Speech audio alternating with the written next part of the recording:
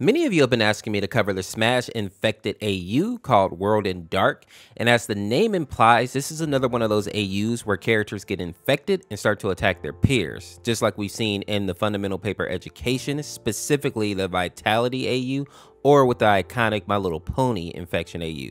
But now we get to see the infection go after your favorite Smash characters. Now, this AU was created by a TikToker by the name of Notchloof, and I may be saying that wrong, forgive me if I butchered the name. But as of now, the series has about 11 parts to it. And from what we know so far from reading Ness's notes is that the first person to actually be infected in this world is Kirby. And I know some of you may just see him as like this cute little character similar to Jigglypuff, but in actuality, Kirby is an absolute monster. Kirby is one of the few characters that have actually defeated literal gods. He can warp through reality, and even in one of the Smash scenes, I think he was like the only survivor. And this makes sense because in reality, Kirby dog walks almost every character in Smash. And I know some people may like put contenders up, like a lot of people think that Bayonetta may actually be able to beat him. I don't think that that's true. And the other one that people say a lot that may actually be true is Sora, because if you know anything about Kingdom Hearts, Sora is actually really powerful. But most of the characters is simply no contest. So with that being said, it was really no surprise that Mario is one of the first people to actually fall victim to Kirby, since he was one of the first people to actually run into the corrupted version of him. The sad part is that he was actually just trying to see what was wrong with Kirby because he could sense that something wasn't right with him. But then Kirby struck out with these like weird tentacles, basically getting a sneak attack off on him. But we do actually have a few survivors in this first part, and those are Cappy, Ness, Sheik, and the Villager, and also Marth. And even though it looks like they all had a bit of a battle with Kirby, Marth was the only one to actually take damage because he is like the pure melee fighter out of them. And since Marth was so close to Kirby, Kirby was able to actually attack him with one of those tentacles, and that actually started the infection process. But luckily, the Villager was able to cut off his hand before the infection could spread, Walking Dead style. We also see this image of Kirby with Mario's severed arm hanging out of his mouth, showing just how creepy he looks, but also just how he completely obliterated Mario here. We also get to see like each character has a stat sheet, basically showing if they are infected, how much health they have, their sanity level, fear level, and hunger. And while most of the crew is in good shape, we see that Marth is a bit beat up, but not too bad considering that he's missing a dang hand. Next, we have chapter 2, which is broken into 2 parts, and we get some vital information in this chapter. From Ness's notes, we see that they are actively taking steps to contain Kirby so that he can't cause too much trouble, but more importantly, we get to see what the symptoms of the infection are. Something that I find scary is that in phase 1 of the infection, people don't really feel any different, and any onlooker wouldn't be able to actually tell that they're infected.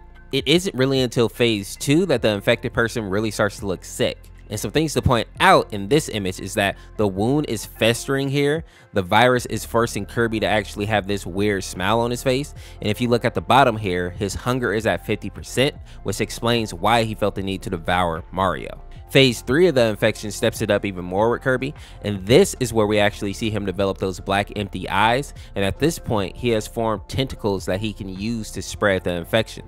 The only good news is that the infected people are not in hunter mode yet, meaning that if you just avoid them, they won't actually come after you. So this tells us that the only reason that Kirby may have attacked Mario at this point was because Mario approached Kirby to actually see if everything was okay. And while it hasn't been confirmed at this point in the series, there may even be a 4th phase where the infected character will begin to actively hunt people down because their hunger and aggression are at 100%. Now in the second part of chapter 2, we get some information about what is happening in Kirby's world, aka Dreamland. And the text says, inhale, take a deep breath.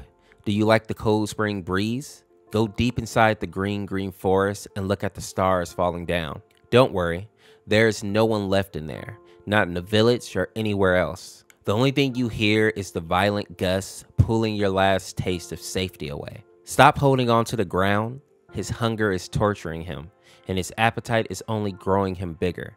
You really wish that this was all a bad dream, don't you?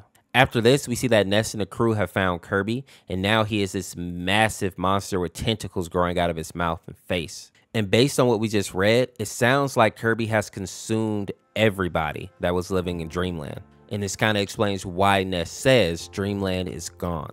After that, we move on to chapter 3, where we learn that Ness and the others were able to escape Dreamland mostly unharmed, and they ended up going to the villagers' homeland, which I believe is called Sacred Land. We learn that the villager doesn't seem to be panicked about the infection, but that may be because they are from a very peaceful land, so the threat may not be registering for them just yet. It also seems like Marth didn't go to Dreamland because he was still recovering from his injury, and Sheik seems to be worried about something, and I assume that it's either Link or Hyrule in general, since that is her kingdom. Now, she tries to leave on her own, but Ness is able to actually convince her to stick with the group for now, simply because there's safety in numbers. And while Sheik is pretty strong, if we're being honest, if she went off by herself, she would probably end up getting slapped up pretty quick. Now, we also learn that Kirby is unable to leave Dreamland for some reason, which is a good thing because it means that he won't be able to actually go infect any other people. But Ness also points out that Meta Knight and the King seem to be missing as well. And while the King missing may not be that big of a deal, Meta Knight has always been seen as Kirby's rival, so having him on the team would be like a huge help for the uninfected side. The last thing that stood out in this chapter is that all the universe portals have been dispersed, and Ness believes that whatever infected Kirby is responsible for that, which may imply that they are not just dealing with a random virus, but maybe something that is sentient and intelligent. At the end of chapter 3, we see that somebody is keeping a log that isn't Ness, and they seem to be actually sending the robot named Rob out to help bring infected back to a lab so that they can experiment on them and figure out what's actually going on. And as we move over to chapter 4, we get a bit more information about these logs. The first major thing that we learn is that the writer of these logs is actually Dr. Mario, and in the logs we see that once Mario was killed by Kirby, Dr. Mario started having weird dreams about things that hadn't happened to him personally. And in order to get some answers, he actually went to the Dreamland to see if Kirby had anything to do with all this. And while he was there, he overheard Ness actually speaking about how Mario was killed by Kirby. And this freaked Dr. Mario out because now that the main Mario is dead, he thinks that since he's like a spin-off Mario, that he may die as well if he ends up going back to the Mario universe. But even with that knowledge, Dr. Mario still wants to actually help make sure that the Mushroom Kingdom and Princess Peach are safe. So he started doing research into this infection, and luckily he ran into the robot called Rob, or R-O-B. And he actually found this guy like out in the woods just wandering around, and since he's a robot, he can't actually be infected. And this is why Dr. Mario is actually using Rob to go out and find infected people and bring them back to the lab.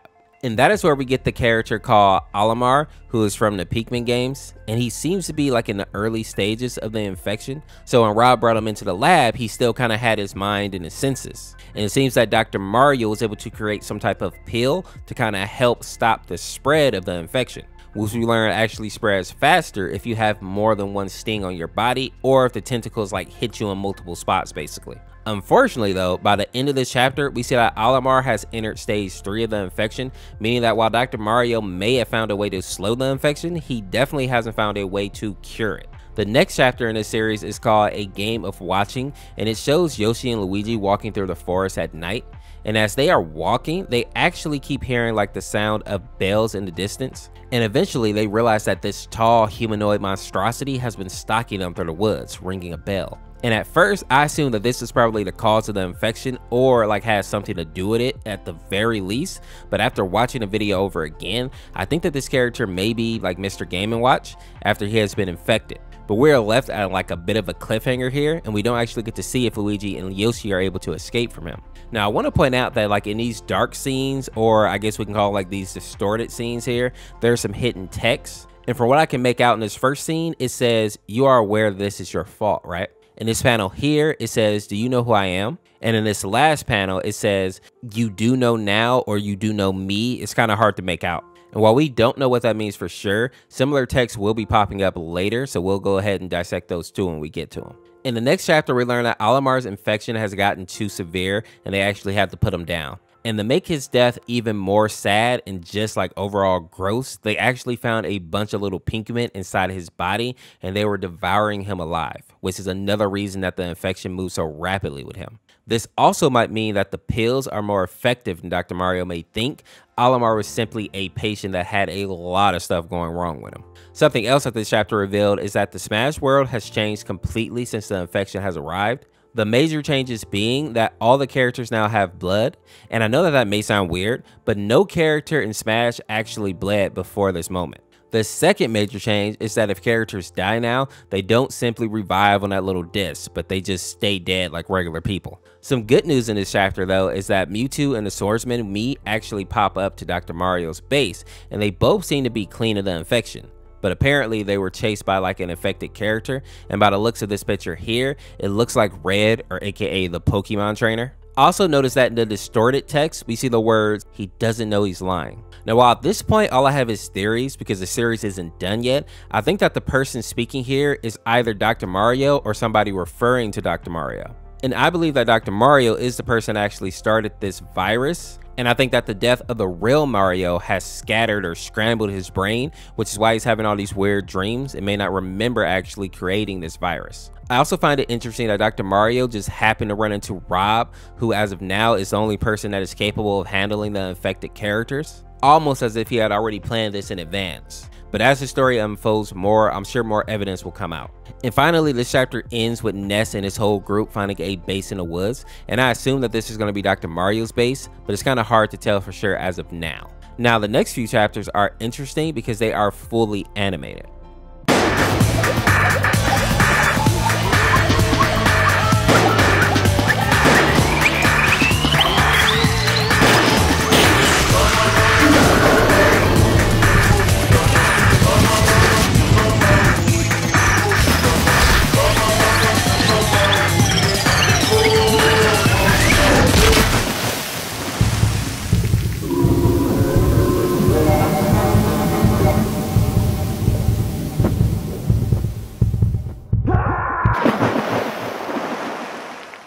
And with that, this animation is interesting because it shows Snake running from the infected Inkling and then hopping into the water to get away, only to be faced with some large Eldritch monstrosity version of the female Inkling. And while I don't think anyone is surprised that Snake didn't survive, it is kind of sad to see him like be one of the first people to be taken down on screen. But I think what's more interesting about this chapter is the description, which reads, "You must have been running for so long. It's exhausting. This game used to be so colorful, didn't it? It was the idea. Why did you have to make that silly mistake? Why did you have to ruin this fun little world? Are you even aware of what you did?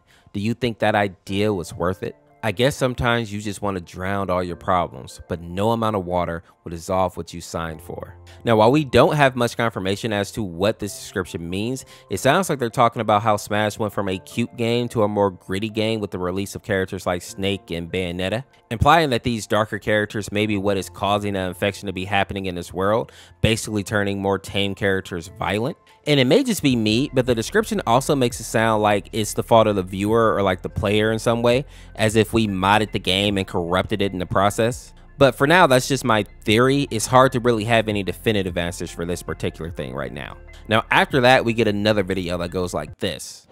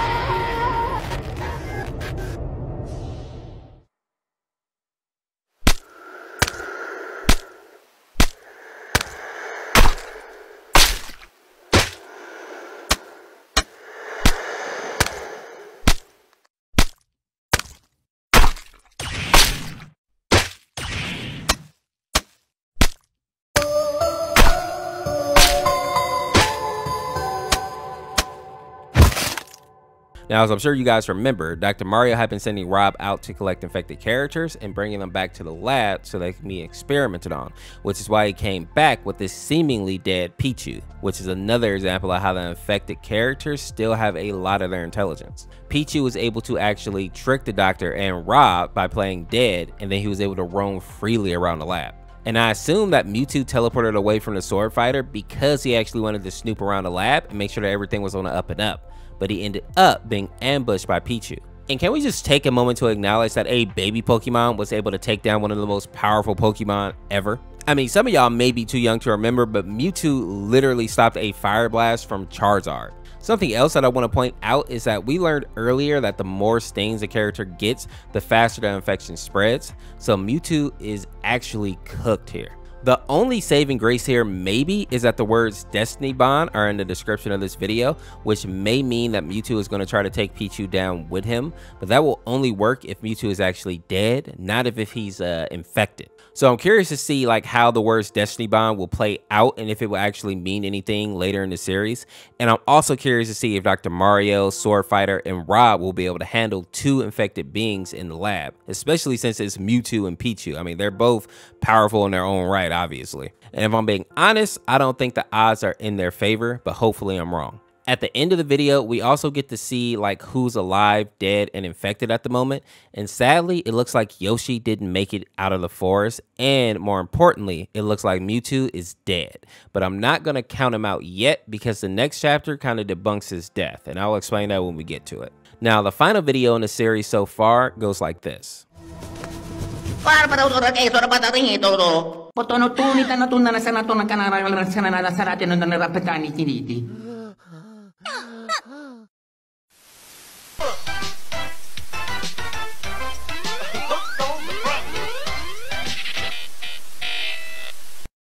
Greetings, inhabitants of the Mushroom Kingdom.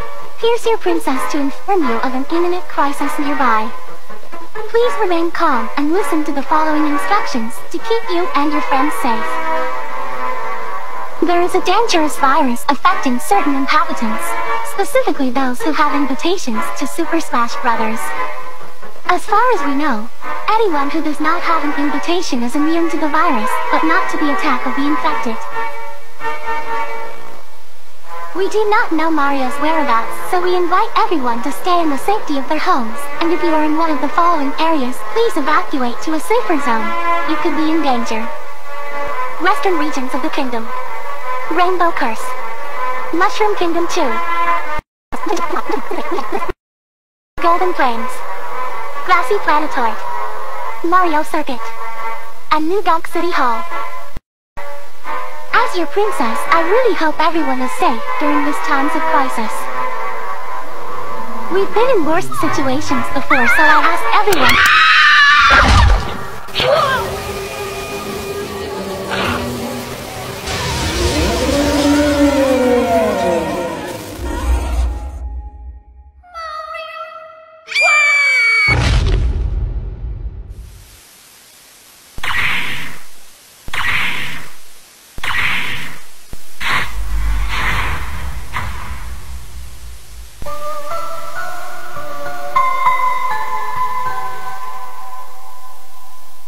We saw that Luigi actually survived the forest, but he's obviously damaged, and I wouldn't be surprised if he was infected. But luckily, he's able to alert Peach and Daisy about what's going on so that they can actually at least inform the people of the Mushroom Kingdom into what's going on. But then we see the infected piranha plant burst through the window, and judging by the fact that we see Luigi and Daisy get X'd out here, I think it's safe to say that they are now dead.